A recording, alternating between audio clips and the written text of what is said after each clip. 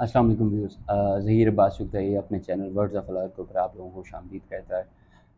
आज का जो टॉपिक है वो हमारा वो है कॉपीराइट्स एक्ट्स को, कॉपीराइट ऑर्डिनेंस को 1962 जो कि अमेंडेड हो गया 2000 के अंदर। उसके अंदर के कॉपीराइट के कौन सी चीज़ें कवर करती है, और कॉपीराइट अगर आप कॉपीराइट रजिस्ट्रेशन करवाते हैं तो किस चीज़ की करवाएंगे और कैसे करवाएंगे, और उसकी आगे रेमेडीज़ क्या हैं अगर कोई उसकी कॉपी आपको इन्फ्रिंजमेंट करता है, आपकी कॉपीराइट रजिस्टर्ड को अगर कोई तंग करता है, तो क्या चीज़ें हैं, सारी कुछ हैं। आज हम इस वीडियो के अंदर इसकी डिटेल में बात करेंगे कॉपीराइट्स के ऊपर। पहले तो हम बात कर लेते हैं कि इंटेलेक्चुअल प्रॉपर्टी के अंदर कॉपीराइट एक्चुअली है क्या।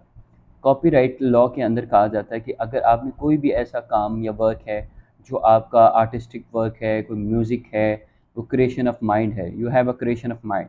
अगर आपने कोई भी चीज़ ऐसे लिखी है, जैसे कि आपने कोई न्यूज़ चैनल बनाया हुआ है तो आपने उसका कोई कंटेंट होगा, आपकी बुक लिखी गई है, आपने उसका कंटेंट है, आपकी वो सारा स्क्रिप्ट है, आपने कोई फ़िल्म है, आपका कोई ड्रामा है, आपका कोई बुक है रिलेटेड टू पोएट्री, एनीथिंग, तो वो आप करेंगे, उसके अंदर वो आप उसको कॉपीराइट प्रोटेक्ट करवाएंगे। लेकिन इसके अलावा भी कॉपीराइट प्रोटेक्ट करवाया जा सकता है। कोई भी आपका बिजनेस नेम है, आप उसको भी कॉपीराइट करवा सकते हैं। आपका लोगो है, आप उसको भी कॉपीराइट करवा सकते हैं। आपका कोई लाइक यूट्यूब के अंदर कोई मटेरियल है, आपका कोई ऐसी चीज़ है, आप उसको कॉपीराइट करवाएंगे।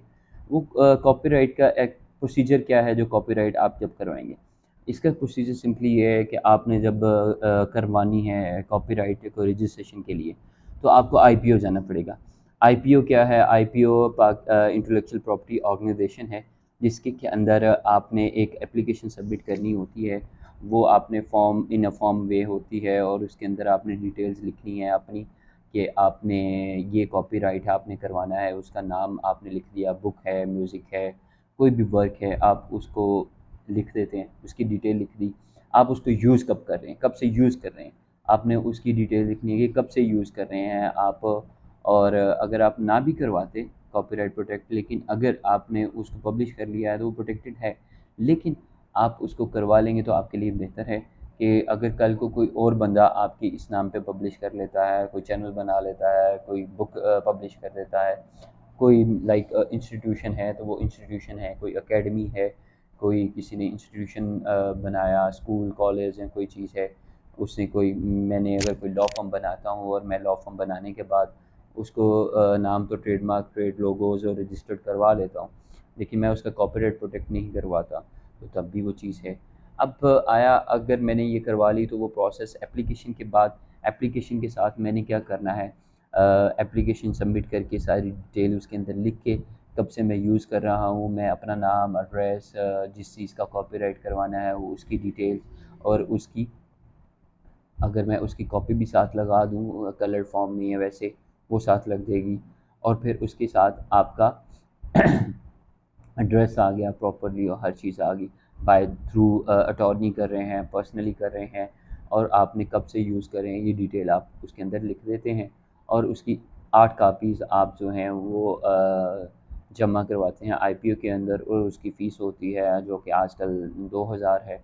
2000 फ़ीस आपका वो पे ऑर्डर आईपीओ जो है वो आईपीओ के नाम पे बनता है, पे ऑर्डर। पे ऑर्डर बना लें, बैंक ड्राफ्ट बना लें, वो आप साथ लगाते हैं। आजकल चेक भी साथ लग जाता है, आईपीओ वाले चेक भी ले लेते हैं, और कैश पेमेंट नहीं लेते।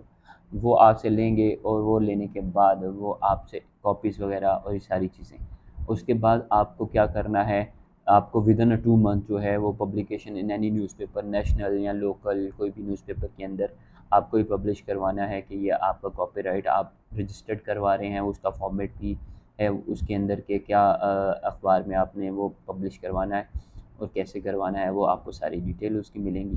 वो आप करवाने के बाद आप उसकी एप्लीकेशन सबमिट कर देंगे। एप्लीकेशन सबमिट करने के बाद न्यूज़पेपर पब्लिकेशन हो जाएगी। न्यूज़पेपर पब्लिकेशन के बाद आपको अगर कोई ऑब्जेक्शन आता है कि आपका ये नाम पहले से ऑलरेडी रजिस्टर्ड है, या आप ये नहीं हो सकता, या जेनेरिकली है, या कुछ भी है, वो ऑब्जेक्शन का रिप्लाई आप करेंगे। और फिर आपका विदिन 2 मंथ्स जो है वो आपको अपोजिशन भी, अगर किसी बंदे की अपोजिशन आती है कि बंदा कहता है कि मेरा भी ऑलरेडी रजिस्टर्ड है, या जर्नल में पब्लिश हो जाता है, तो जर्नल पब्लिश होने के बाद भी आपकी अपोजिशन आ सकती है। वो सारी चीज़ें एक प्रोसेस होती है। ये होगी आपकी आईपीओ के अंदर ये मामला। अगर किसी बंदे ने आपकी इंफ्रिंजमेंट की है तो फिर आप क्या करेंगे, आप उसके अगेंस्ट ऑब्वियसली आप सूट फॉर डैमेजेस फाइल कर सकते हैं बिफोर दी आईपी ट्रिब्यूनल। आप एक सिविल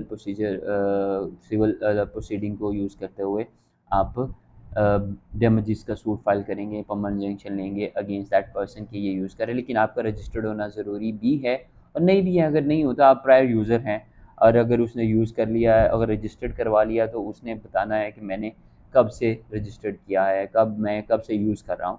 वो एक केस आपका।